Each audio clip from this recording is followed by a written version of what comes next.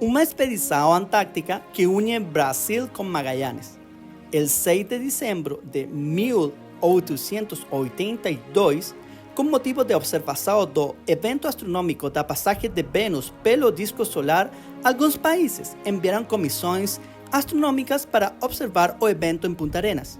O imperador do Brasil, Dom Pedro II, enviou então o capitão de fragata, Luiz Felipe da Saldanha da Gama, para comandar a missão. Además de comandar o navio, Saldanha compôs uma descrição detalhada dos estrechos de Magallanes e da Terra de Fogo, destacando aspectos relevantes da fauna, flora, geologia, clima e relevo. Esta é parte de uma história desconhecida que nos une a Brasil. Saldanha da Gama, ou seja, Luiz Felipe Saldanha da Gama, foi o comandante da primeira expedição subantártica brasileira, realizada entre os anos 1882 e 1883. Ou seja, Saldanha da Gama esteve em águas subantárticas 100 anos do Programa Antártico Brasileiro. Ou seja, o almirante Saldanha da Gama é o precursor do Brasil na Antártida. Saldanha da Gama foi o comandante da corveta Parnaíba numa expedição científica ordenada pelo imperador Dom Pedro II. Nessa expedição, a ideia da expedição era observar a passagem de Vênus, porque é um evento astronômico de importância mundial naquele século. Então, todas as academias científicas do mundo, inclusive a Academia de Paris, estavam enviando expedições para observar o trânsito de Vênus. E Punta Arenas, por sua localização especial, recebeu várias expedições científicas para observar o trânsito de Vênus. Uma expedição alemã, a expedição brasileira, outras expedições de outros países, mas o que se pode aproveitar dessa expedição, ademais do conhecimento astronômico, foi o que Saldanha registrou em seus diários sobre a região de Magalhães. Registrou o contato com os personagens históricos nessa época, ou seja, menos de 50 anos após a fundação de Punta Arenas. Ele registrou como era a população, o pessoal civil, o pessoal militar, o contato com a Marinha do Chile, com a Armada do Chile. Ele registrou o contato com o governador, com os personagens históricos, como era a cidade, como estava já bem desenvolvida, dividida em quadras. E, ademais desse registro geográfico humano, ele registrou também, principalmente, e aí entra o Saldanha ambientalista, vou dizer, o Saldanha explorador científico. Ele registrou os animais, a fauna, a flora, e mais do que isso.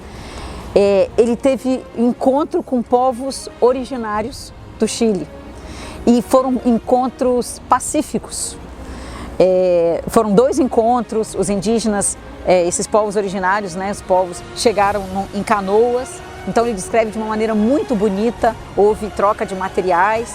Um dos indígenas queria voltar subir ao barco e voltar para o Brasil com Saldanha da Gama, mas Saldanha da Gama era era um grande comandante, muito inteligente, muito culto, e entendeu que não era a questão levar um personagem pertencente a um povo, né, originário, mas ele registra essa cultura, então ele deixa registrado no livro Notas de Viagem um grande aporte cultural para a região de Magalhães, que ainda não é conhecido na língua espanhola,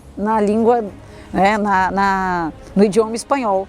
Então, falar sobre essa região, ver a fonte primária, ver em fonte primária Punta Arenas em 1882, ver como era a cidade sob os olhos de Saldanha, os animais, ele descreve os guanacos, descreve os avestruz, ele descreve coisas extraordinárias e principalmente com muito respeito e muita amizade ao Chile. após mais de 140 anos daquela expedição, o que nos une ao estado do Espírito Santo no Brasil a Magallanes? Saldanha da Gama, para a Marinha do Brasil, é um vulto histórico, um dos maiores heróis. A gente chama de vulto histórico, né? Ele é um vulto histórico porque ele deixa um legado, ele deixou livros, ele participou de todos os eventos da história do Brasil em seu período. Ele foi muito proeminente, ele esteve à frente do seu tempo. Ele representava o Brasil em todas as exposições internacionais. Ele esteve no Brasil, ele teve participação tanto no Brasil Império como no Brasil República. E o legado de Saldanha é um legado cultural e a Marinha reconhece esse legado e também é um legado científico.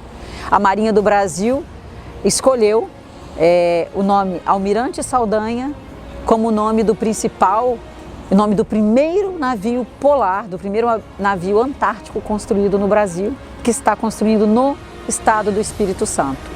A conexão entre o estado do Espírito Santo e a região de Magalhães é uma conexão natural e que ela foi percebida através de uma imersão cultural de quase 10 anos de viagens a essa região, aliada ao meu trabalho no Espírito Santo como policial militar.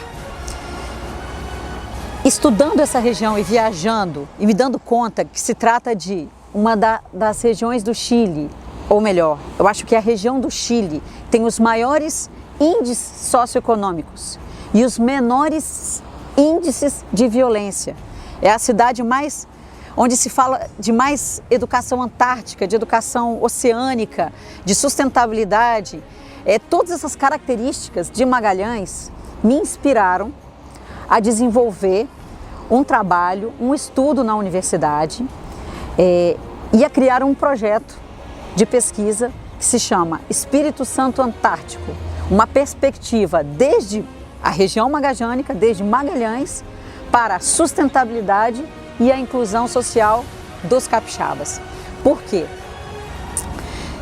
O Espírito Santo, tal como Magalhães, é portuário, tem um complexo portuário, tem economia azul, tem desenvolvimento econômico.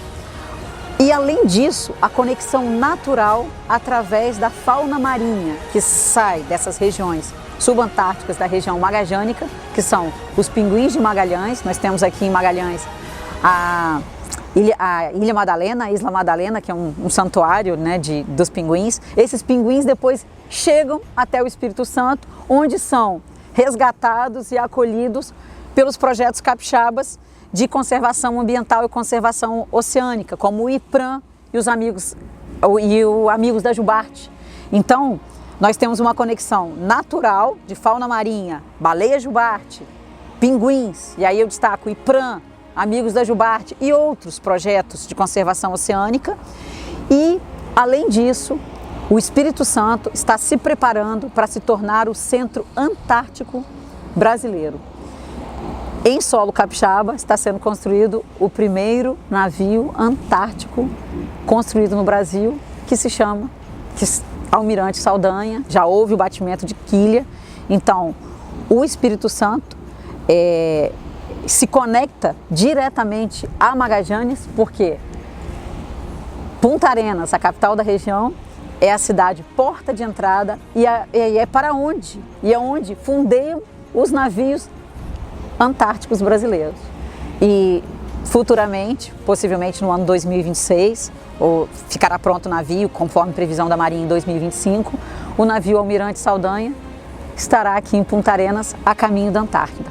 Então, o Espírito Santo Antártico é um projeto amplo, é um projeto, sobretudo, de inclusão social e de sustentabilidade, baseado numa experiência etnográfica de 10 anos, de imersão cultural numa região altamente sustentável, de produção de energia limpa, de educação antártica, ambiental, oceânica, aqui de preocupação com plástico. Sacola plástica em supermercado não existe há décadas.